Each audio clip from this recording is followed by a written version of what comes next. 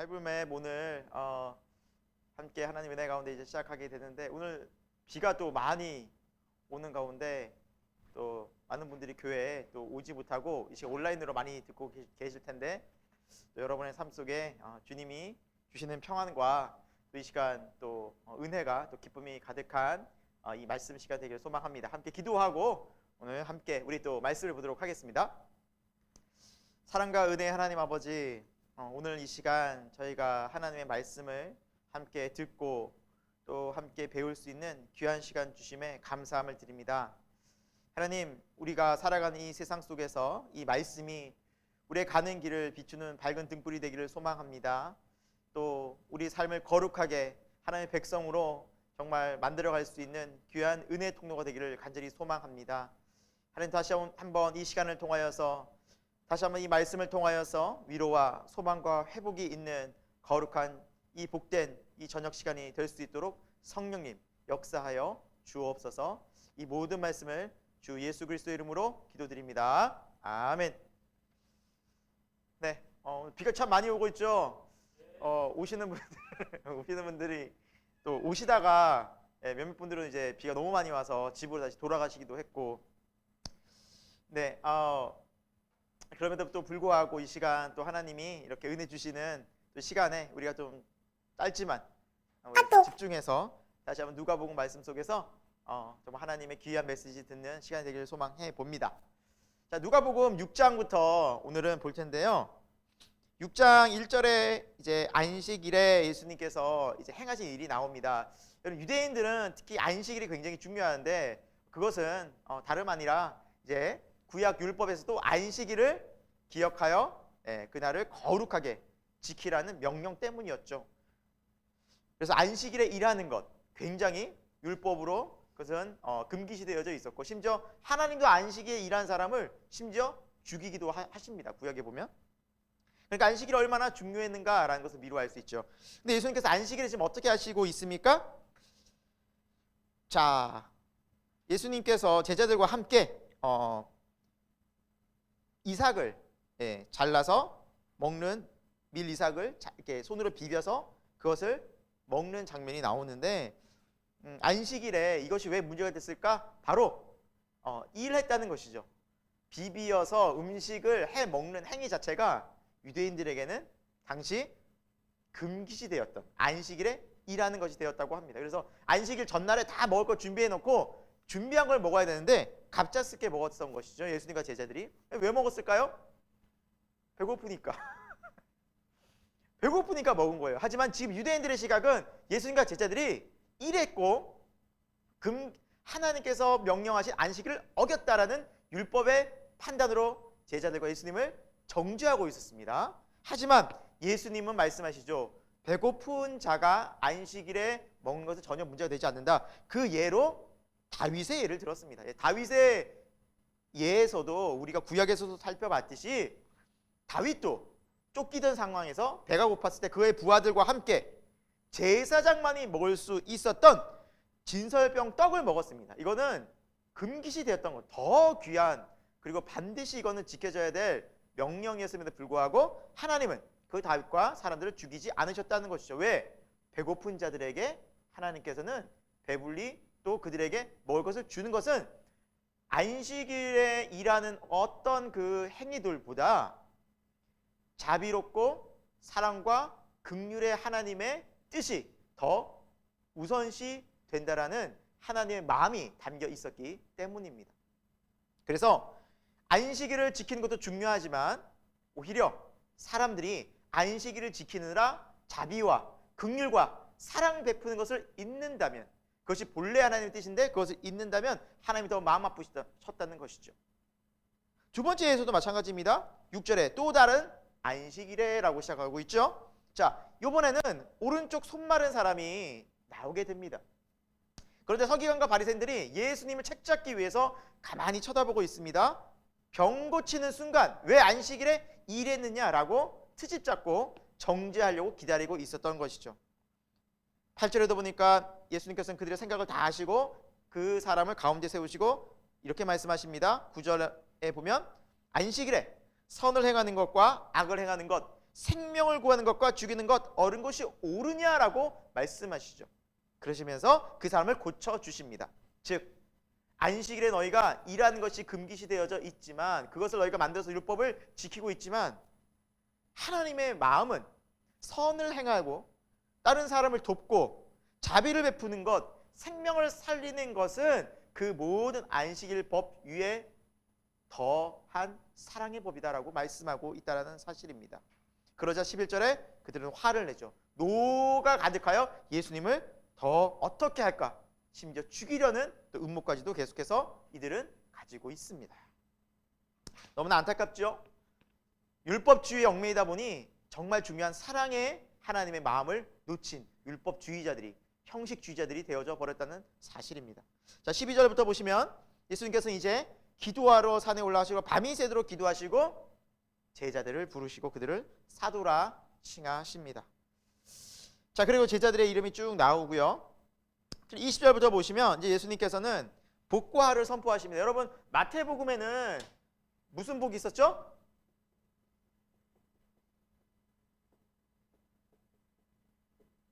여러분 기억나십니까? 팔복, 그렇죠? 팔복이 있었죠. 마태복음에서는 팔복이 있었고 누가복음에서는 사복, 사화가 나옵니다.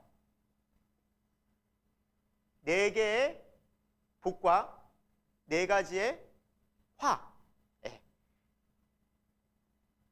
이 부분이 이제 등장을 하는데요. 좀 비슷한 듯하지만 조금은 다른, 하지만 큰 맥락에서는 그렇게 틀리지 않다라고 이제 볼 수가 있는데요. 자, 그 내용을 한번 보도록 하겠습니다. 첫 번째, 예수님께서는 어떤 자가 복이 있다고 하십니까? 가난한 자. 여기서 가난하다는 의미는 여러분 오해하시면 안 되는 게 돈이 없어서 가난한 것을 의미하지 않습니다. 여기서 가난한 것은 마태복음에서도 우리 봤듯이 심령이 가난한, 마음이 영혼이 가난한 자. 그래서 이 세상에 참된 의미가 뭘까?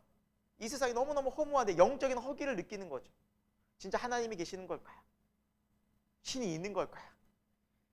채워도 만족이 없는 이 세상에 너무나 답답해하고 그 텅 빈 마음을 하나님 혹은 정말 어떤 신을 찾고자 하는 그 간절한 마음, 그리고 하나님을 향한 간절한 마음들이 있는 것을 가난한 마음이라고 말한다는 것이죠. 하나님을 향한 그런 가난한 심령을 의미합니다. 그런 사람은 복이 있고 결국 그런 사람이 하나님의 나라에 들어가고 경험하게 된다는 사실입니다.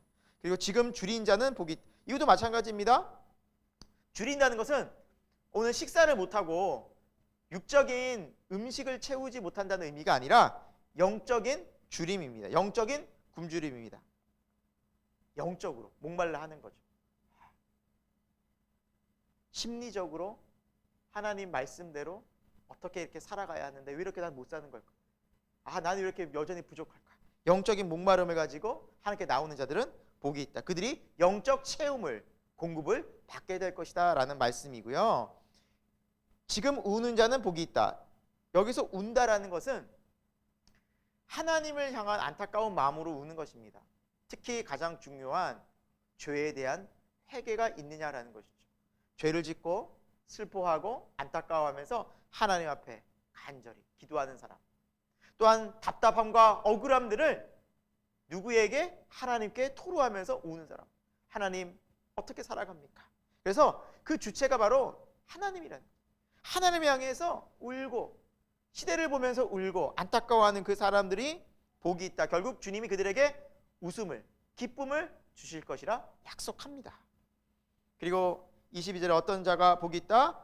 인자로 예수님으로 말미암아 미움받는 사람. 마태복음에도 나오죠. 핍박받고 신앙생활을 하다가 고통당하고 심지어 죽임을 당하기까지 하는 사람들이 많이 있는데 복이 있다라는 것이죠. 하늘에서 상이 클 것이다. 주님이 다 갚아주실 것이다 약속하십니다. 자, 그럼 24절부터는 이제 4가지 화가 나오는데 어떤 화가 나오냐면 첫 번째 24절에 부요한 자들이요. 여기서 이제 부요한 자들은, 자, 이제 여러분 아셨겠죠? 부자들을 말하는 걸까요? 아닙니다. 영적인 부요한 사람들. 즉 하나님 필요 없어. 뭐 하나님이 필요 있다 그래? 이거는 물질적으로 많이 가진 사람이나 또 물질적으로 없는 사람이나 높은 사람에 낮은 사람에 상관없이 하나님 존재에 대해서 무관심한 사람들이 많습니다. 그 영적으로 자기는 나만 의지하고 나 중심이고 세상에서 내가 내 마음대로 내 뜻대로 하나님 없이 얼마든지 살 수 있어 라는 사람이 영적으로 부유한 사람, 그들이 화가 있다는 것이죠. 즉 그들에겐 천국이 하나님 나라가 굳이 필요가 없습니다. 찾질 않습니다. 그들은 이미 하늘의 위로가 아닌 이 세상의 위로, 세상이 주는 것들을 다 받고 거기에서만 자족한 사람들이야. 그래서 위로를 이미 받았다고 말씀합니다. 자, 25절에는 지금 배부른 자요. 여기도 마찬가지입니다. 육신의 음식이 아니라 영적인 배부름. 그러니까 하나님 필요 없는 사람들이, 이 사람들도. 네. 그런 사람들은 하나님을 찾지 않습니다. 영적으로 줄여 있지만 그것들을 세상으로 계속 채우려는 사람들이죠. 그리고 어떤 사람이 화가 있습니까? 지금 웃는 자들, 25절에 웃는 자들. 여기서 웃는다는 것은 뭡니까? 아까 전에 애통하는 자들, 어떤 사람들이 애통했습니까? 회개하고 안타까운 문제를 가지고 하나님께 나와서 울부짖고 기도하는 사람들이 복이 있다는데, 여기서는 그런 것들을 잊어버리고 그냥 세상에서 풀고 술 마시면서 풀고 즐기고 잊어버리자. 그냥 그런 것들을 그냥 대수롭지 않게 또 자기 지금 순간에 그냥 만족하면서 세상에서 웃고 즐기면서 진짜 중요한 죄의 문제, 영적인 문제 이런 것에서 관심 없이 사는 사람들. 그런 사람이 바로 웃는 사람이에요. 지금 웃는 사람. 하나님의 심판이 있고 두려워해야 되는데 웃는 거죠. 그게 뭐가 중요한데 지금 오늘 그거 나와 무슨 상관이 있는데 하면서 지금 상황에서 그냥 만족하고 하나님을 무시하고 지금 그냥 세상 재미있게 사는 사람들. 그런 사람들이 웃는 사람들이에요. 그런 사람들이 나중에 애통하는 때가 온다는 것이죠. 언제 올까요? 심판의 때입니다. 비록 이 세상에서는 그것이 올 수도 있고 안 올 수도 있겠지만 궁극적으로는 결국 하나님의 심판대 앞에서 다 애통하게 됩니다. 슬피 울며 이를 가게 된다라고 성경은 말씀하고 있습니다. 자, 그리고 26절에도 보면 어떤 사람이 화가 있습니까? 모든 사람들이 칭찬하면, 모든 사람들에게 칭찬받으려고 하면 화가 있다. 여러분, 왜 모든 사람들에게 칭찬받으면 화가 있을까요? 이런 사람들의 특징은 뭐냐면 기회주의자인 거죠. 그리고 자기 이익에 따라서 얼마든지 이리 붙었다 저리 붙었다는 사람들인 거죠. 기준이 사람들입니다. 세상입니다. 환경입니다. 그러나 믿는 사람들의 기준은 하나님이에요. 그러니까 하나님의 뜻대로 살아가다 보면 세상의 미움을 받는 거죠. 세상 사람이 싫어합니다. 그들의 기분에 안 맞춰주니까. 그렇죠? 그러니까 그런 사람들은, 그렇게 믿는 사람은 세상이 싫어할 수밖에 없죠. 반대로 세상의 칭찬과 또 세상 인기와 또 세상의 이름들을 계속해서 얻고자 하는 사람들은 하나님께 화를 입게 된다는 거. 왜? 그 사람은 하나님을 의식하지 않기 때문입니다. 하지만 믿음의 사람들은 이렇게 복된 자녀로 살아가고, 믿지 않은 사람들은 영적으로 이렇게 어둡고 깨닫지 못하는 삶을 살게 된다는 사실입니다. 자, 아래쪽으로 이제 27절부터 보면 하나님의 자녀들이 어떻게 살아가야 하는가라는 것을 보여주고 있는데요. 이 부분은 우리가 전에도 봤듯이 어떤 부분과 이제 비슷하냐면 마태복음의 5장에서 8장까지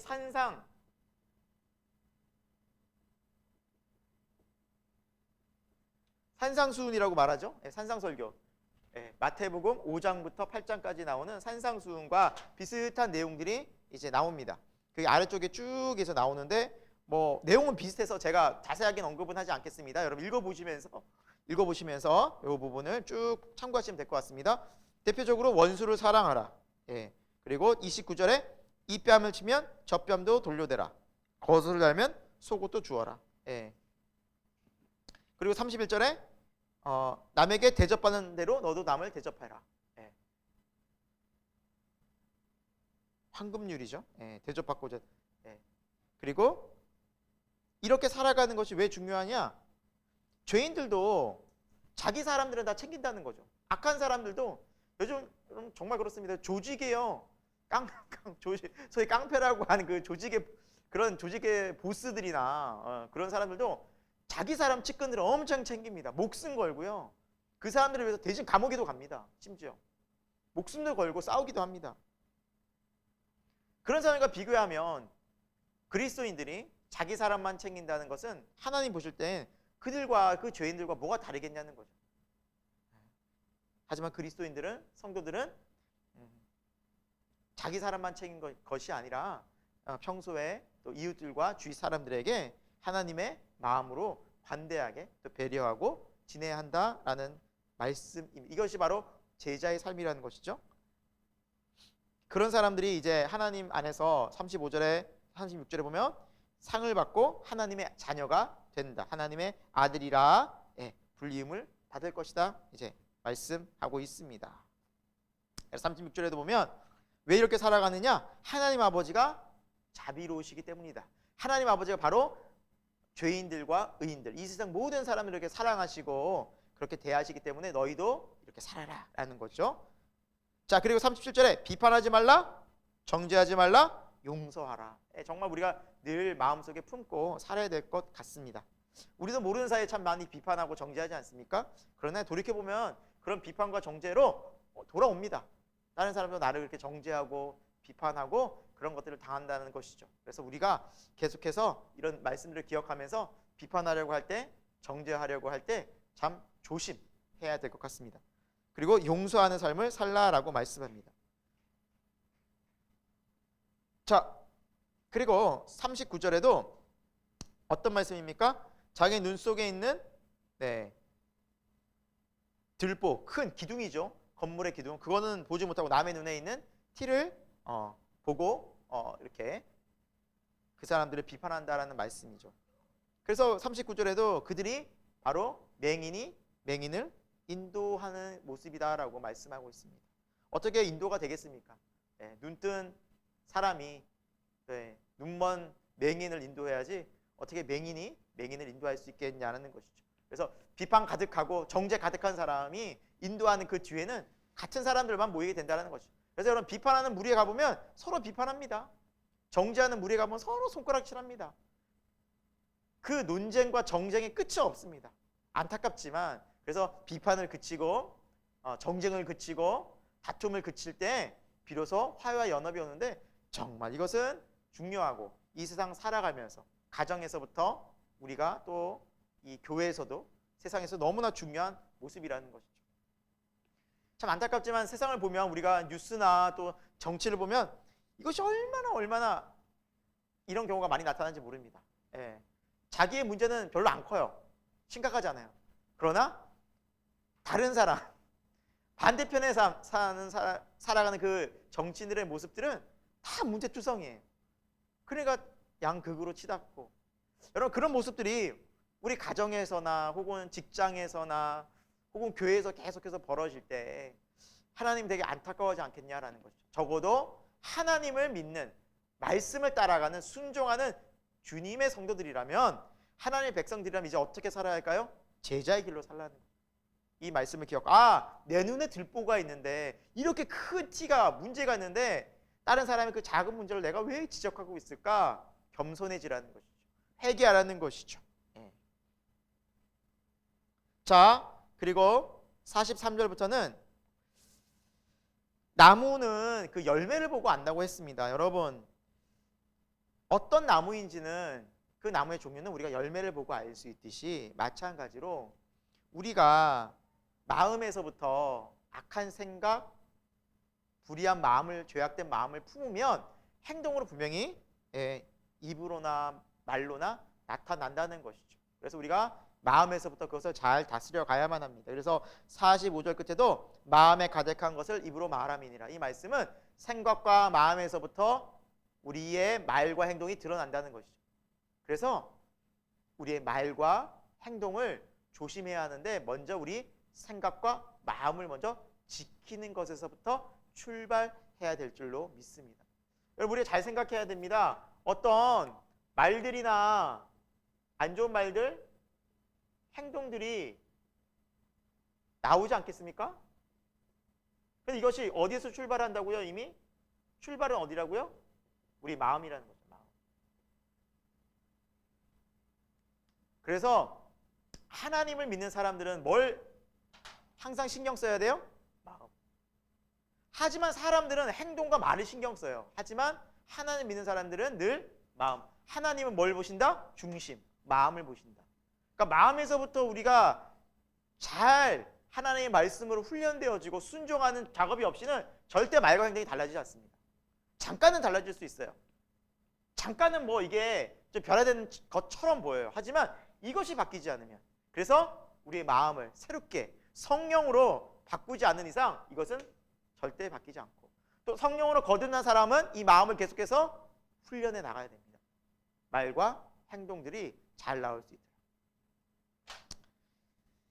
자, 46절부터는 주여 주여 하는 자마다, 우리 마태복음은 천국 가는 것이 아니란 말씀이 있죠. 근데 그 내용입니다. 맞습니다. 어떤 자가 하나님의 인정을 받고 믿음으로 사는 자입니까? 행하는 자. 말하는 자가 아니라 행하는 자라고 말씀하고 있어. 그러면 행하는 자는 어떤 사람인가? 48절에 중간쯤에 보면 반석 위에 집을 지은 사람이다 라고 말씀하고 있습니다. 단단한, 기초가 튼튼한. 이 반석은 누구일까요? 예수 그리스도입니다.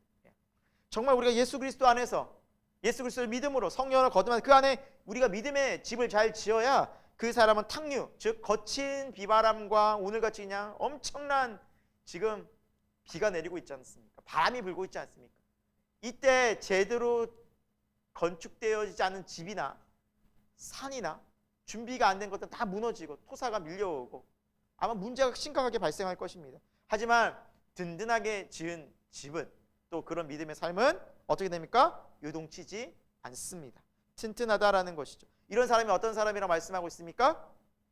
반석 위에 믿음으로 잘 짓고 행하는 사람, 믿음으로 순종하는 사람. 이런 순종하는 믿음의 사람들이 바로 반석 위에 집을 지은 사람과 같다라는 것이죠. 그래서 믿음은 순종, 행동을 수반합니다. 그래서 여러분, 믿는다라는 것은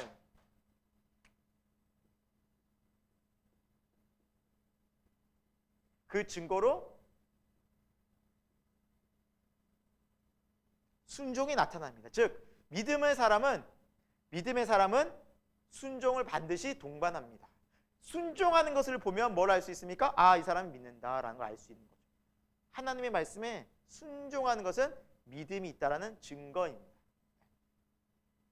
오해를 하지 마시고, 순종이 믿음을 만들어내는 것이 아닙니다. 행동이 믿음을 만들어내는 것이 아니라 믿음이 순종을 만들어내는 것입니다. 정말 믿으면 순종하게 됐습니다.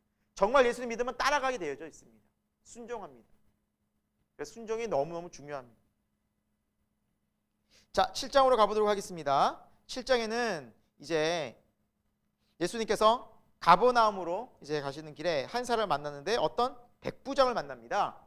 백부장은 로마의 관리인데 그 군대를 거느리는 100명 정도의 군사가 있는 그런 장군입니다. 그러니까 지금으로 우리로 말하면 중대장 정도 되겠죠. 로마의 어떤 힘이 있는, 그래도 권세 있는 그러한 장군인데, 이 사람이 사랑하는 종이 병들게 되어서 어떻게 할까 고민하던 상황 가운데서 자신들과 함께 일했던 유대인 장로들을 예수님께 보냅니다. 근데 이 유대인 장로가 예수님께 와가지고 너무너무 이 백부장에 대해서 잘 얘기해 줍니다. 이 백부장은 유대인들을 참 끔찍히 또 생각했고 배려했고 또 회당까지 지어주면서 굉장히 유대인들을 잘 대해줬던 사람이었습니다. 그 얘기를 듣고 예수님께서 이 백부장의 종을 고치러 가십니다. 그런데 가까이 오던 가운데 이 백부장의 벗들이, 친구들이 나옵니다. 이제 백부장이 보낸 거예요. 그 이유가 뭐냐면 감히 예수님같이 존귀한 분을 우리 집에 모실 수가 없다는 거예요. 너무너무 존귀해서 감히 감당치 못하니까 이 백부장의 친구들을 보내서 거기에서 더 이상 저희 집에 오시지 않아도 되니 말씀만 하시라고. 나도 군대 장군이라서 내가 만약 부하들한테 명령하면 그 명령이 그대로 하달돼서 멀리서 있지만 다 지켜지듯이 예수님께서 그 먼 곳에서 말씀만 하시면 그 말씀대로 제 종이 나을 것이라 믿으니까 안 오셔도 된다고. 이 말씀을 예수님께서 듣는 순간 놀랍게 여기시는 거예요. 9절에 그를 놀랍게 여기, 이만한 믿음을 본 적이, 너무너무 놀랍게, 이스라엘 중에서도 내가 이만한 믿음을 본 적이 없다. 근데 이 백부장은 로마 사람이잖아요. 이방인이잖아요. 여러분, 그래서 하나님을 믿는 믿음은 이방인이라 할지라도 또 그 누구라 할지라도 하나님을 그 중심의 믿음을 보시기 때문에 우리가 이런 믿음으로 나갈 때 주님의 집중과 주님이 그 모습을 보시고 기뻐하시고 놀라운 구원을 일으켜 주시는 겁니다. 당연히 나았겠죠. 당연히 주님 고쳐주셨죠. 그래서 칭찬받는 그런 백부장이 됩니다. 자, 그리고 11절부터는 예수님께서 나인이라는 한 성으로 들어가셔서 거기에서 과부의 아들을, 죽은 아들을 살려주시는 장면이 나옵니다. 이제 이 장면을 쭉 여러분 보시면 이제 과부의 아들이, 하나뿐인 아들이 죽게 돼서 이제 장례를 쭉 치르는 가운데 있는데, 사실 이 부분의 특별한 점은 부탁을 하지 않았어요. 예수님께 살려주세요, 도와주세요 부탁을 하지 않았지만 예수님께서 스스로가 그 과부의 마음을 아시고 불쌍히 여기시면서 그 아들을 살려주시는 장면이 바로 이 본문에 자세히 나옵니다. 여러분, 이 모습은 무엇을 의미할까요? 예수님께서는 다 아신다는 거예요. 우리의 형편과 상황과 마음을 이미 아시는 거예요. 그리고 예수님은 긍휼과 자비를 베풀어 주시는 분이세요.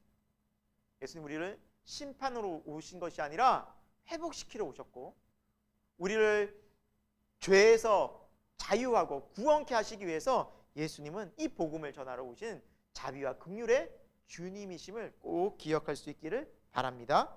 자, 18절부터 보시면 이제 요한의 제자들이 이제 예수님께 나오는 장면이 나오는데요. 이 장면은 뭐냐면 이제 요한이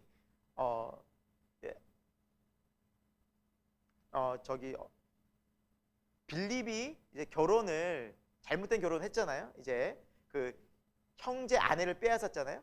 그래서 헤롯 안디바라는 그 헤롯이, 다른 헤롯 빌립이죠. 형제 중에 그 아내 헤로디아를 뺏으면서 그 문제를 세리 요한이 지적을 하게 되죠. 이제 그것이 문제가 돼서 이제 감옥에 갇히게 됩니다. 이제 자세하게는 또 다른 부분에서 나오지만, 그래서 갇힌 상태에서 세리 요한이 정말 예수님이 메시아가 맞는지에 대한 의문과 또 불확실성을 가지고 자기 제자들을 보내는 장면입니다. 그러면서 묻습니다. 예수님께 나와서 오실 그이가 당신입니까? 19절에 그렇게 묻죠. 그러니까 이 말은 무슨 말이겠습니까? 당신이 정말 메시아가 맞습니까? 세례 요한조차도 의문이 생겼던 것이죠. 왜 그랬을까요? 세례 요한도 이제 예수 그리스도 메시아가 오시면 어떤 일이 벌어지냐면 막 성령이 임하시고, 그렇죠? 예수님 오시면 불과 성령으로 너희에게 세례를 푼다니까 성령이 임하시고 그런 약속들이 성취될 줄 알았는데 예수님이 오셔도 그런 일이 안 일어나는 거예요. 아직 때가 아니었던 것이죠. 아직 메시아 사역, 즉 십자가를 지시고 부활하시고 성령이 임하는 아직 그 때가 아니었음에도 세례 요한은 인간인지라 불확실한 거예요. 처음에 믿었지만 시간이 지나다 보니까 의문을 푼 거예요. 우리가 다른 분을 기다려야겠습니까? 그러자 예수님께서 뭐라 말씀하십니까? 22절에 뭐라 말씀하시냐면 쭉 맹인이 보고 못 걷는 자가 걷고 나병한 자가 치유되고 그리고 죽은 자가 살아나며 가난한 자에게 복음이 전파되자 전해라. 이것은 이사야서에 나오는 메시아 사역의 증거이거든요. 그러니까 내가 메시아가 맞다라는 의미예요. 그러면서 23절에 이렇게 끝에 말씀하고 있어요. 나로 말미암아 실족하지 아니하는 자는 복이 있다. 여러분 아마 밑줄을 안 치셨을 텐데 이 실족하지 아니하다는 표현이 뭐냐면 나에 대해서 의심하지 않는 자는 복된 것이다 라고 말씀하고 있는 부분입니다. 여러분 우리는 여기에서 세례 요한조차도 불확실성을 가지고 있었다는 사실입니다. 그렇게 믿음 좋은 세례 요한도 예수님이 정말 메시아가 맞나? 근데 여러분 보십시오. 그런 의문이 들었을 때 어떻게 합니까? 확실하게 알려고 사람들을 보냈습니다. 그러니까 의심이 들고 불확실성을 가질 때에는 확실히 알아가야 된다는 사실이죠. 내가 구원받은 게 맞나? 여러분 구원받았음에도 그런 의심과 불안과 염려가 찾아올 수 있다는 것이죠. 그때 뭐 해야 됩니까? 아, 내가 구원 안 받은 것 같아. 그렇게 생각하시면 안 되고요. 오히려 하나님 제가 구원받은 게 확실합니까? 성령님 저에게 확증을 주옵소서라고 기도해야 된다는 것이죠. 우리 신앙도 마찬가지예요. 언제나 확실, 분명하게 나가는 것이 아닙니다. 하지만 이때가 찾아올 때 우리는 주님께 더 가까이 나아가서 묻고 확실한 믿음, 의심치 않는 확실한 믿음을 가져야 될 줄로 믿습니다. 예, 그 모습을 보여주고 있다는 사실이죠. 그리고 이 4절부터는 예수님께서 세례 요한을 어떤 사람인지 얘기하십니다.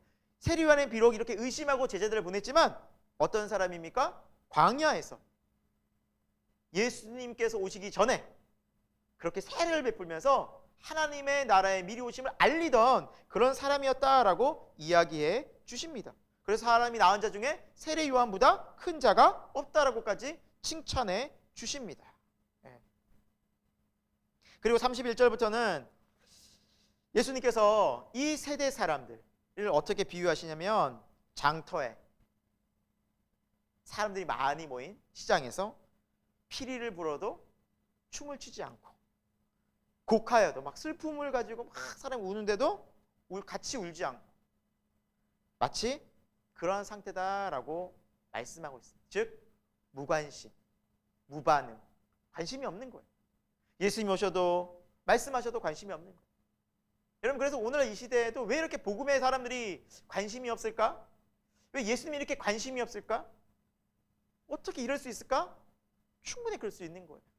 예수님 시대에도 예수님께 말씀하시는 거예요. 늘 하나님의 말씀은 예나 지금이나 변함이 없습니다. 하지만 그럼에도 불구하고 우리는 이 믿음의 길을 가야 합니다. 구원의 길을 가야 합니다. 왜냐하면 이것이 바로 진리이고 생명이고 영생이 여기 있기 때문입니다. 사람들이 얼마나 악하고 이중적이었냐면 세례 요한이 떡도 먹지 않고 포도주 마시지 않고 이렇게 막 금욕주의로 막 생활하니까 사람들이 귀신 들렸네라고 비웃었어요. 비난했어요. 근데 반대로요. 예수님께서는 떡도 드시고 술도 포도주도 마시고 하니까 사람들은 뭐라 말하니까 먹기를 탐하고 포도주를 즐기는 사람이고 죄인과 세리와 맨날 어울려 다니는 정말 질이 안 좋은 사람이야 라고 비난한다는 것이죠. 여러분 같은 상황을 가지고서도 사람들은 비난하기 바쁘다는 것이죠. 똑같은 상황 아닙니까? 그렇죠? 그러니까 사람들은 자기 눈에 보이는 대로 자기 마음대로 해석하는 거죠. 자기 좋을 대로 해석한다는 것이죠. 그만큼 사람들은 진리에 관심도 없고 자기 뜻, 자기 생각, 자기 소견에 옳은 대로 행하는 그 본질적인 죄악으로 세상 사람들이 다 가득해져 있다라는 사실입니다. 안타깝지만 이 세대도 마찬가지인 것 같습니다. 자, 36절부터는 죄 지은 이제 한 여인이 등장을 해서 이제 예수님의 발에 향유를 이제 붓는 장면이 나옵니다. 그런데 주의 사람들이 이제 말을 합니다. 특히 이 바리새인이었던 시몬의 집에서 이 일이 일어나는데요. 옆에서 사람들이 막 웅성웅성거립니다. 정말 예수님이 선지자가 맞다면 저 죄 많은 여인이 어떤 사람인지 알 텐데 저런 죄 많은 여인을 가까이 하고 죄 많은 여인이 옆에서 막 향유 붓는 것을 거부하지도 않는다면 예수님이 진짜 선지자가 맞나라는 의문을 품습니다.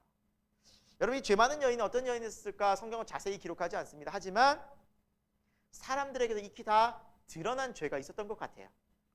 어떤 불의한 죄가 있었던 것 같아요. 그러니까 공개적으로 사람들한테 다 알려진 죄인 있지 않습니까? 그러니까 마을에서 감히 얼굴을 못 들고 다니고 부끄럽고 수치스러운 어떤 죄 가운데서 있었던 여인인 것 같아요.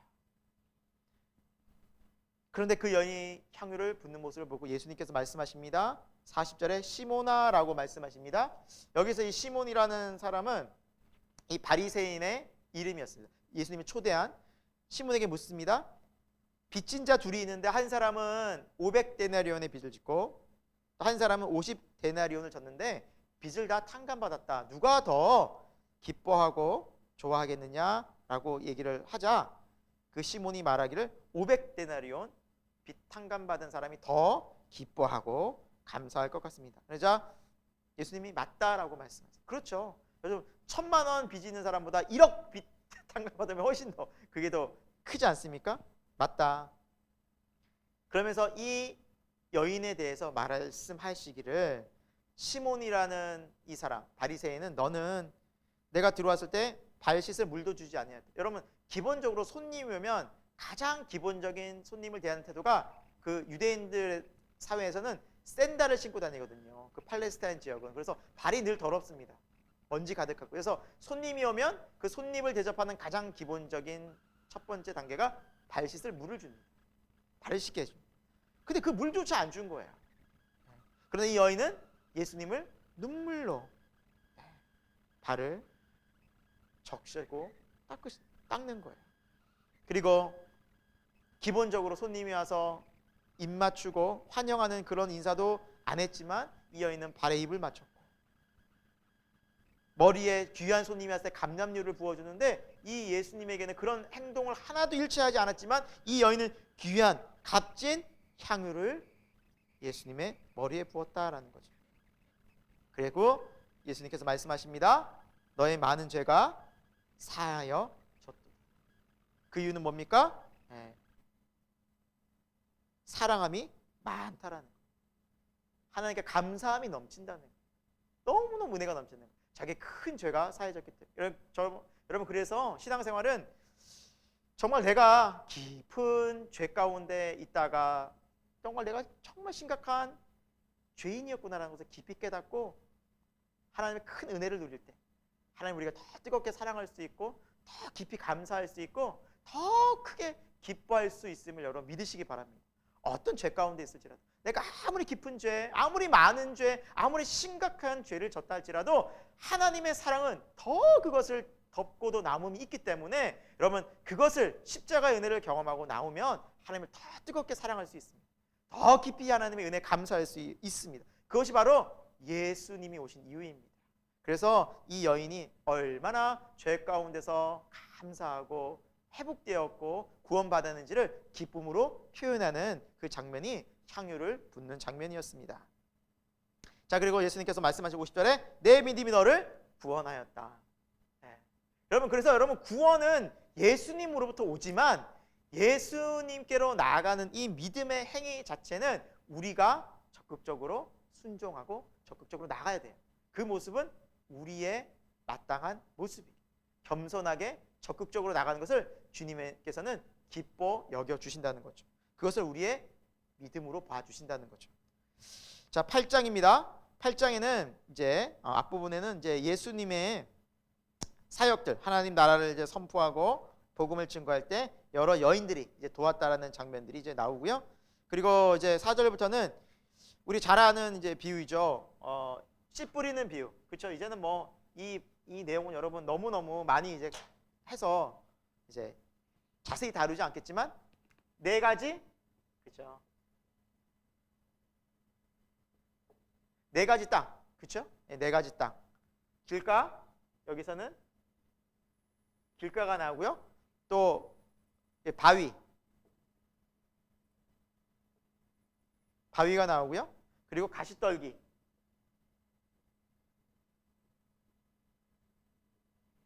그리고 좋은 땅. 네, 좋은 땅이 마지막에 나오죠.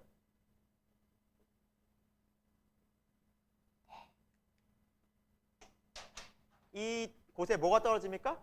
씨. 쭉 떨어지죠. 근데 이 씨가 뭡니까? 말씀입니다.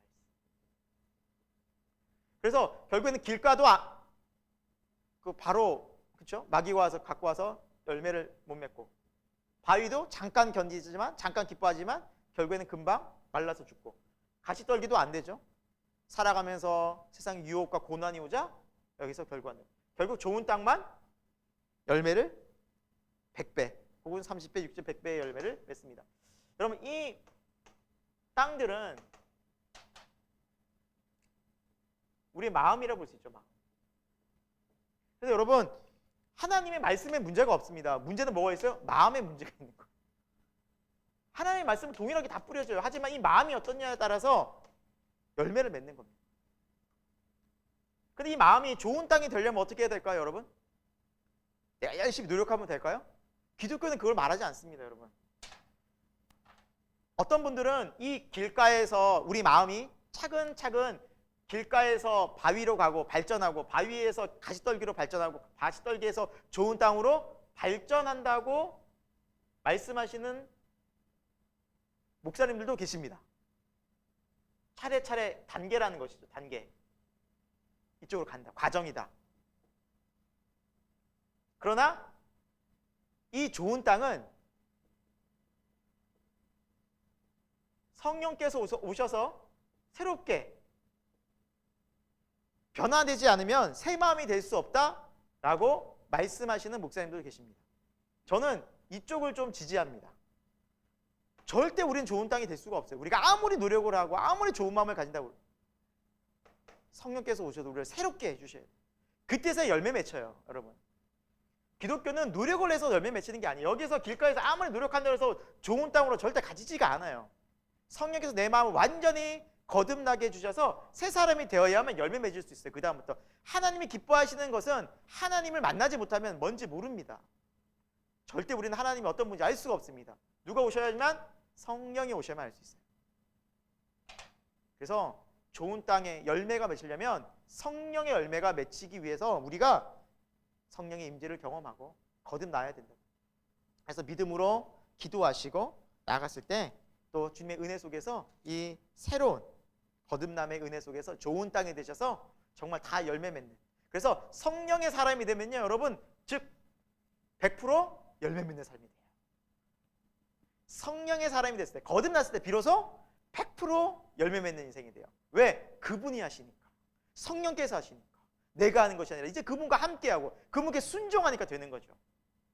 그래서 오늘 말씀에도 보면 열매를 맺을 때 15절에 보니까 좋은 땅에 있는 사람들은 어떤 마음이에요? 착하고 좋은 마음. 그렇죠, 여러분. 죄로 가득한데 우리 스스로 어떻게 착하게 되겠습니까? 어떻게 우리가 선해요? 절대 우리는 선할 수 없어요. 바꿔주셔야 돼요, 하나님이. 그런 사람들이 이제 말씀을 순종하는, 지키어 순종하게 되는 거죠. 이제 인내하게 되는 거죠. 그러다 결실하게 되는 거죠. 사랑하는 여러분, 이게 믿음의 참된 모습이라는 거죠. 성령으로 살아가는 사람의 모습이라는 사실입니다. 자, 다음 19절부터는 누가 참된 가족이냐라는 거죠. 예수님께서도 말씀하여 주셨듯이 육신의 가족이 참된 가족이 아니라 21절에도 보듯이 여기에 있는 하나님의 말씀을 듣고 행하는 사람들이 내 어머니요 내 동생들, 형제요 자매들이라 말씀. 이게 진짜 천국의 가족이 된 거예요. 그래서 교회에서 왜 형제님 자매님 하냐면 이 이유에서요. 그리스도 안에서 우리는 다 한 형제요 한 자매가 된 거예요. 하나님의 백성이요 하나님의 아들 딸들이 되었다는 거예요. 왜? 하나님의 말씀에 같이 순종하니까. 그러니까 천국 백성, 천국 가족이 되었어요. 그래서 교회는요 하나님의 구원받은 사람들의 모임이기도 한 동시에 한 가족이에요. 천국의 한 가족이에요. 그래서 형제요 자매요 하는 겁니다. 자, 22절부터는 이제 예수님께서 풍랑을 잠잠하게 하시는 장면이 나오죠. 그 속에서 예수님이 함께 배에 계셨지만 예수님 주무시고 계셨고 제자들은 그 풍랑 속에서 우왕좌왕 예수님이 깨웠죠. 그리고 하는 말이 뭐예요? 24절에 우리가 죽겠나이다 그러고 있어요. 예수님이 함께 하는데 죽을 걱정하고 있는 거예요. 우리도 신앙생활 하면서도 믿음 없을 때, 믿음 약해졌을 때 어떤 모습이 나와요? 이러다 정말 나 망하는 거 아니야? 답이 없어. 답답해. 하지만 기억해야 됩니다. 옆에 주님이 계십니다. 주님께 나와서 기도하면 그것들을 이제 문제를 해결해 주시고 우리를 구원의 길로 인도하십니다. 그래서 예수님께서 꾸지라고 나무라실 때가 있어요. 그때 언제냐면 믿음 없을 때. 그래서 25절에 보면 너희 믿음이 어디 있느냐? 그러니까 왜 의심하고 믿지 않느냐라고 믿음을 계속 강조하시는 모습이 나오죠. 자, 26절에는 어떤 장면이 나옵니까? 이제 이 부분들 다 동일해요. 마태도 나오고 지금 마가에도 나온 장면이었죠. 거라사 광인, 거라사에 귀신 들린 사람 고치는 장면. 군대 귀신이죠. 군대 귀신. 그렇죠?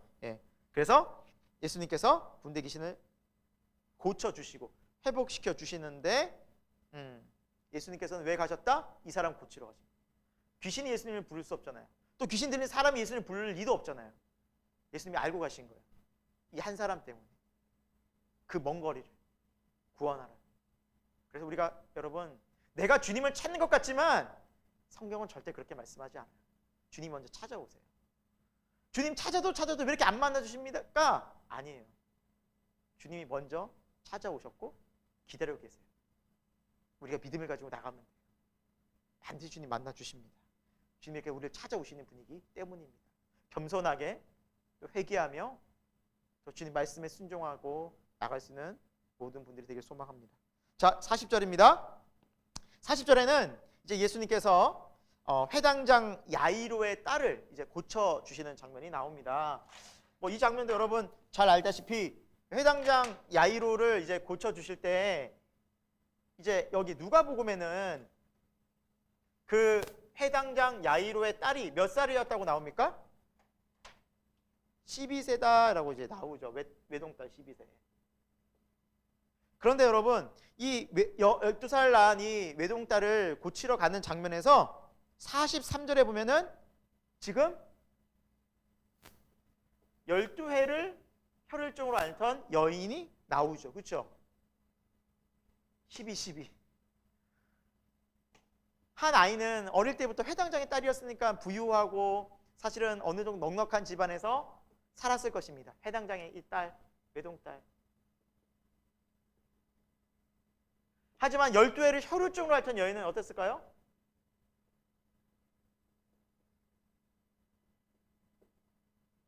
이 12회를 혈혈증이라는 이 병명은 오늘날로 말하면 이제 자궁에서 출혈이 일어나는 겁니다.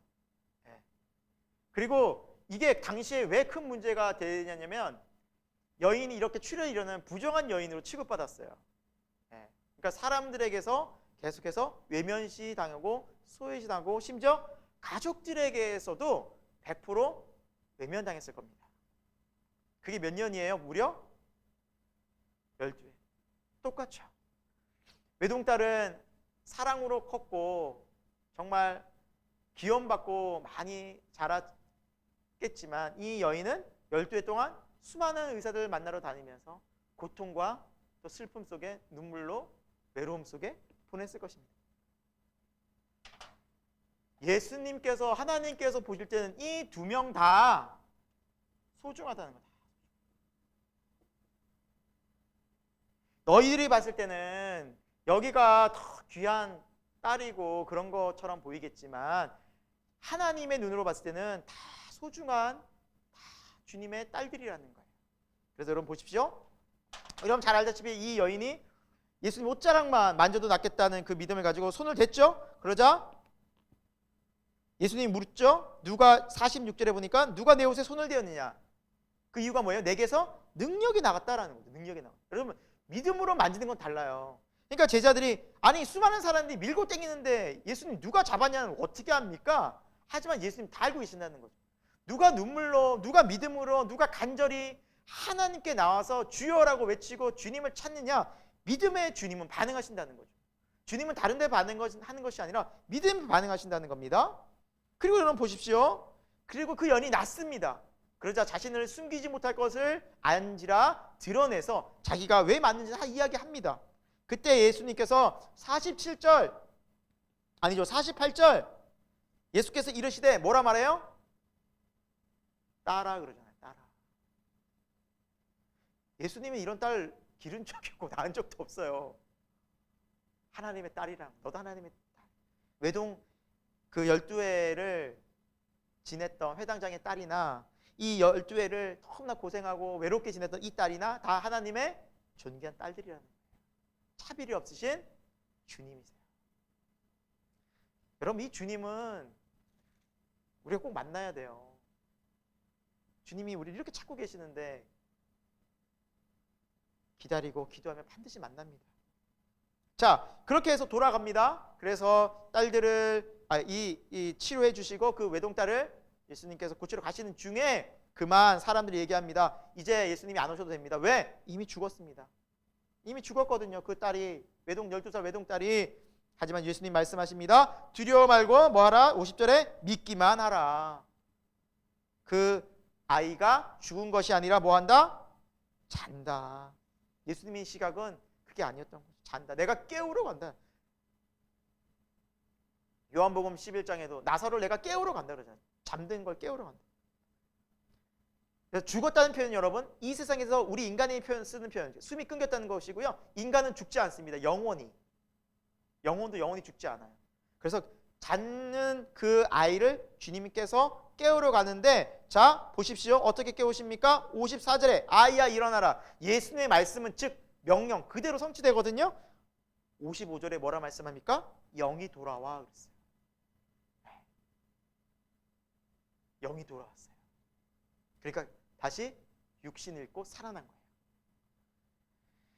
예수님의 말씀 가운데 죽은 자가 살아난 거예요. 잠든 자가 깨어난 거예요.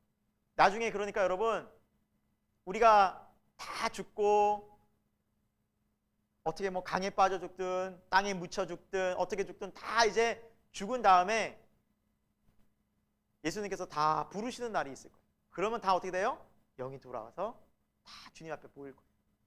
이 말씀은 예수님의 권세와 능력을 말씀하고 있어요. 그분의 말씀에 모든 것이 순종하는 거예요. 벌써 50분이 지났어. 왜 이렇게 시간이 빨리 지나는지. 네. 자, 여러분 제가 오늘은 죄송하지만 10분만 더 하고 9시까지 해도 될까요? 네. 그래서 여러분의 동의와 제청 가운데 이곳에 있는 목사님이 해도 된다고 해서 김선 목사님이 제청하시죠? 네, 동의의 제청 나왔습니다. 그래서 10분만 우리 9장까지만 또 나가도록 할게요. 네, 9장에는 이제 12제자를 불러 모으시고 이제 그들에게 능력을 주시고 보내시는 장면이 나옵니다. 이것이 왜 중요하냐면 예수님은 예수님 믿는 성도들을 불러 모으시고 결국에는 그들이 예수님을 뭐 하라고요? 복음을 전하라고. 우리도 마찬가지입니다. 예수님 믿고 나만 구원받는 게 아니라 나중에 나를 뭐 하신다? 보내신다는 거예요. 가족에게 보내시고 직장에 보내시고 전 세계 속에 보내시고 주님의 뜻이 거기에 있습니다. 그런데 그냥 보내시느냐? 아니라는 거죠. 병 고치는 능력, 권세, 하나님 나라의 복음을 증거할 수 있는 능력을 주신다는 거예요. 그런데 조건이 뭐예요? 3절에 보니까 아무것도 가지지 마라. 왜 그랬을까요? 다른 거 자꾸 의지하고 의존하니까. 오직 예수 그리스도만 의지하고 기도하고 주님이 공급해 주시니까 두려워 말고 염려 말고 나가라는 거죠. 자, 그렇게 해서 제자들을 이제 보내시고 실제로 하나님께서 놀라운 능력을 경험하게 하십니다. 제자들에게. 자, 7절에는 이제 헤롯의 이야기가 잠깐 나오는데, 자, 이 헤롯은 아킬라오는 이미 이제 죽었고요. 이 헤롯은 안디바입니다. 헤롯 안디바가 세례 요한을 이제 죽였거든요. 우리가 그 사건은 이미 했기 때문에 자세히 언급하지 않겠지만 이 죽인 세례 요한 이후에 뭔가 세례 요한처럼 막 영향을 미치는 한 사람이 나타나서 예수님에 대해서 누군가하고 관심을 갖게 됩니다. 혹시 세례 요한이 살아난 거 아니야? 막 두려움을 겪게 되죠. 그래서 그 이야기가 잠깐 나옵니다. 여러분 정말 죄를 지은 사람은 진리 앞에 예수 그리스도 앞에 결국에는 두려워하게 됩니다. 나중엔 예수님은 죽이려고까지 합니다. 하지만 예수님 계속 십자가 길을 가시고 그는 끝까지 회개하지 않게 되죠. 자, 10절부터 보시면 이제 오병이어의 기적이 나오죠. 오병이어는 여러분 잘 알다시피 마태, 마가, 누가, 요한 사복음서에 모두 나오고요. 그리고 마태, 마가, 누가는 떡 먹이는 사건만 나오지만 요한복음에 뭐가 나와 있어요? 이 떡이 누구다? 예수님. 영생의 떡이다.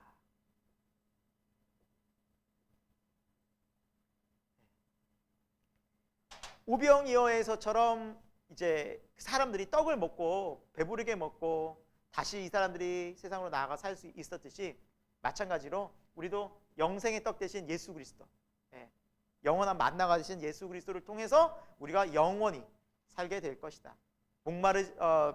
배고프지 않을 것이다. 너희가 목마르지 아니하리라 채워지리라 말씀하시고 계십니다. 자, 18절부터는 이제 예수님께서 나를 누구라고 너희가 하느냐라고 이제 물으시는 장면이 나오는데 이 부분도 여러분 마태와 또 마가에도 나오는 부분이죠. 가이사 빌립보에서 예수님께서 물으시죠. 이 지역은 우상이 참 많은 곳이었다고 합니다. 그래서 그 우상 천지인 곳에서 예수님께서 말씀하십니다. 너희는 나를 누구라? 사람들이 나를 이제 누구라 하느냐? 그때 세례 요한이다, 도로는 뭐 엘리야다, 선지자 중에 한 명이다. 하지만 예수님께서 이렇게 물으시죠. 너희는 사람들이 아니라 너는 나를 누구라 하느냐라고 물으십니다. 그때 베드로가 뭐라 말씀합니까? 20절에 보니까 하나님의 그리스도이십니다. 마태복음에는 주는 그리스도시요 살아계신 하나님의 아들이십니다라고 기록했죠. 주는 그리스도시요 하나님의 아들이십니다. 하나님의 그리스도 메시아이십니다. 여러분 이 신앙 고백이 정말 참된 믿음의 고백이라는 것이죠. 그렇게 다 우상으로 가득한 믿음 없는 사람들이 가득할 때 진짜 믿음 있는 사람은 그곳에서도 내 믿음을 고백한다라는 것이죠. 참된 믿음은 고백하는 믿음입니다. 자, 그리고 예수님께서는 22절에 십자가의 이제 순환 예고를 하십니다. 내가 죽고 다시 살아나리라 예언하십니다. 세 차례나 예언하시지만 나중에 제자 도망가죠. 결국에는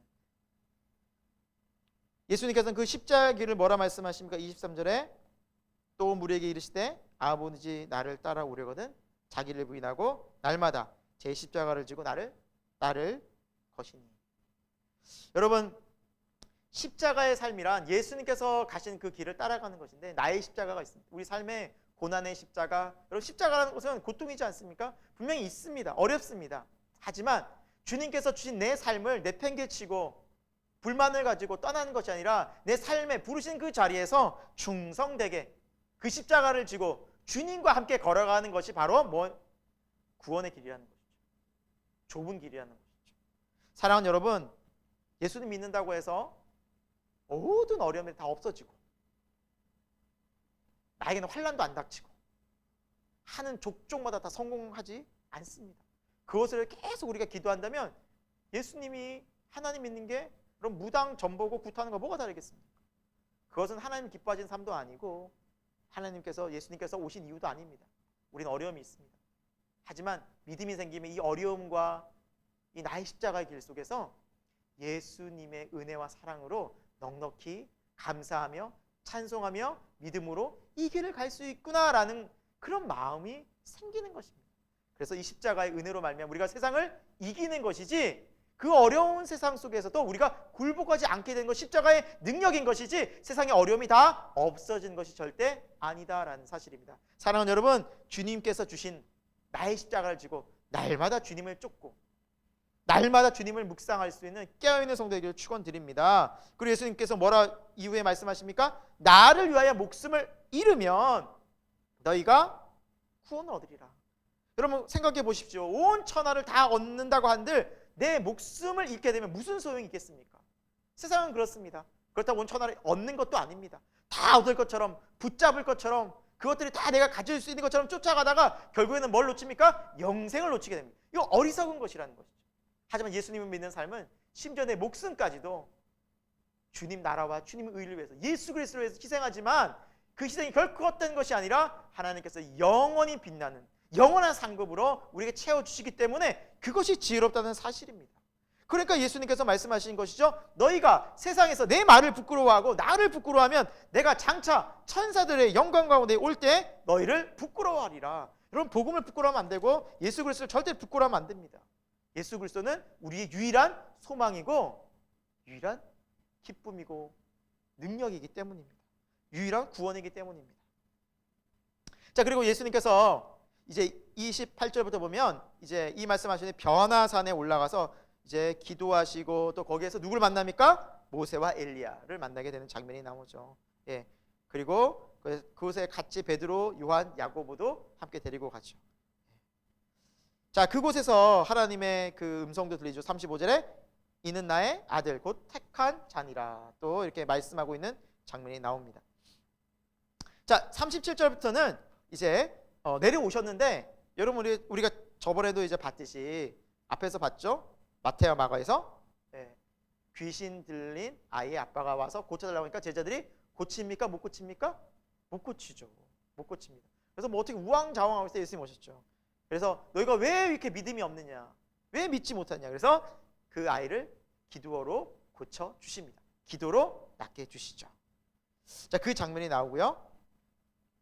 자, 그리고 예수님께서 또 다시 어떤 이야기를 하십니까? 44, 45절에는 예수님의 순환 예고가 나옵니다. 내가 또 죽을 것이다. 십자가에 죽을 것이다 라는 순환 예고가 나오게 되고요. 그런데 이렇게 예수님께서 죽으시는 예고를 안타까운 마음으로 하고 계신데 46절에는 무슨 내용이 또 나옵니까? 누가 크냐? 자기의 자리 다툼을 하는 제자들의 모습이 나옵니다. 육신적인 것은 여전히 마음이 빼앗겼어. 여전히 세상적인 것에 마음이 빼앗겨서 누가 더 높냐 낮냐 이걸 또 따지고 있다는 것이죠. 예, 그래서 예수님께서는 오히려 그들 가운데 어린아이, 당신은 어린아이는 사람 취급 못 받고 무시당하던 그 어린아이 탁 이제 앞에 데려다 놓고 이 아이를 영접하고 이 아이를 존귀하게 보는 그 사람이 바로 큰 자니라. 큰 자다. 이런 어린아이도 섬길 수 있는 그 마음이 존귀한 큰 자다. 너희가 큰 자가 되고 싶으면 이렇게 섬기는 자가 되라 말씀하십니다. 대접받으려고 하지 말고, 크려고 사람들 자랑하지 말고 섬기는 자가 되라. 예수님께서는 이를 위하여 오셨다라는 거죠. 자, 49, 50절에는 제자 요한이 어떤 사람들이 예수님의 이름으로 귀신을 쫓아내고 하니까 우리와 함께 하자는데 그 사람들이 싫다고 해요. 우리는 따라가진 않겠습니다. 그러니까 화가 나가지고 예수님께 얘기해요. 이런 사람 어떻게 하면 좋겠습니까? 그러자 우리를 반대만 하지 않는다면 우리를 위하는 자니 다투지 말아라 라고 말씀해 주십니다. 어떻게 보면은 조금 다르다고 해서 예수님 함께 섬기지만 믿고 따르지만 조금 생각이 다르다고 해서 적으로 돌려서는 안 된다라는 거죠. 같이 예수님을 따라가면 우리는 한 형제와 한 자매지, 그러면 조금씩 생각과 마음은 다를 수가 있는 거예요. 모습은 다를 수가 있지만 같은 예수님을 섬긴다면 우리는 충분히 하나가 될 수 있다는 의미입니다. 자, 51절부터는 예수님께서 이제 예루살렘을 향해 쭉 이제 가고 계시는데, 여러분 이스라엘 지도를 쭉 보면 여기가 이제 예루살렘이는 주로 이제 예수님께서는 갈릴리 쪽에 계셨죠. 갈릴리. 근데 여기가 사마리아죠. 여기 사마리아. 이제 유대인들이 이동할 때 예루살렘에서 갈릴리 왔다 갔다 이거 직선길로 쭉 오면은 제일 쉽잖아요. 근데 여기를 안 다녔어요. 이 길을 안 다녔어요. 왜냐하면 사마리아 사람들이 너무너무 유대인들에게 배척받고 이 사람들을 개취급했거든. 안 좋게 봤거든. 그래서 불결하다고 부정하다고 해서 여기는 안 다니고 쭉 돌아다녔어요. 맨날. 근데 예수님께서 이 길로 이제 가려고 하시는 거예요. 이 장면이. 그런데 사마리아 사람들이 막는 거예요. 왜 여기로 오냐고. 목 지나가 간다고. 그러니까 사마리아 사람들과 유대인들의 갈등, 이게 다른 지역에 살던 사람들의 갈등이 심했던 것이죠. 그러니까 야고보와 요한이 너무너무 화가 나가지고 54절에 주여 우리가 불을 내릴 수 있도록 허락하신다면 지금 불로 여기를 태워버리고 싶습니다. 화가 나니까. 여러분 예수님의 제자를 할지라도 성령 받고 훈련 잘 받아야지, 아니면 이렇게 노하고 막 아주 그냥 이 불로 여러분 내리면 어떻게 되겠습니까? 태워 죽이는 거 아니에요? 죽여버리라는 건데 이렇게 아주 그냥 분을 못 참고 얘기하는 장면이 나옵니다. 그런데 예수님께서 뭐라 말씀하세요? 55절 끝에 보니까 그들을 꾸짖으시고 라고 말씀하세요. 그래서 여러분 성경에 우리 개역개정에는 그 주석이 나와 있어요. 밑에 1 해가지고 어떤 고대 사본에는 이렇게 나와 있을 거예요. 여러분 밑에 제일 아래쪽에 보시면 조그만 글씨로 나와 있어요. 1 해가지고 어떤 고대 사본에는 요 다음 절에 이런 내용이 있다는 거예요. 이르시되 너희는 무슨 정신으로 이런 말을 하는지 모르겠다. 인자는 사람의 생명을 멸망시키러 온 것이 아니라 구원하러 왔다 라고 예수님께서 말씀하셨다라는 사본이 있다는 거예요. 그러니까 성경에는 여러분 사본이 여러 가지가 있는데 그 중에서 이런 글이 있는 사본도 있다라는 거예요. 근데 왜 안 하셨을, 왜 이것을 배제했냐면 다른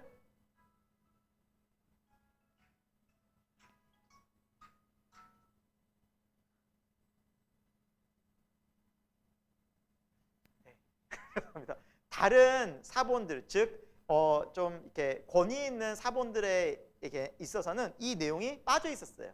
그래서 이 내용을 이제 이렇게 참고 자료로 이렇게 밑에 적어놨던 사실인 거죠. 그래서 보시면 이걸 함께 읽으시면 이 시대 상황의 분위기를 조금 더 알 수 있으니까 참고하시라는 의미입니다. 자, 그리고 예수님께서 마지막으로 57절부터 예수님을 따르는 사람이 어떤 삶인지를 알려주고 있어요. 어떤 사람이 예수님을 따르려고 막 나옵니다. 그래서 58절에 예수님께서 뭐라 말씀하십니까? 여우도 굴이 있고 공중의 새도 집이 있다. 근데 난 머리 둘 곳이 없다. 그러니까 예수님께 이리저리 다니시면서 세상 사람들이 말하는 소위 안정적인 생활은 난 아니다. 여러분, 예수님 믿는, 예수님 따르는 삶이 절대 세상에서는 안정적이지 않을 수도 있어요. 그래도 따르겠느냐라고 물으시는 거예요. 또 59절에 예수님께서 한 사람에게 나를 따르라라고 말씀하세요. 그러자 그 사람이 좋습니다. 그런데 잠시 잠깐 지금 중요한 일이 좀 있으니 요것만 마치고 오게 해주십시오. 그것은 바로 내 아버지를 장사하는 일입니다.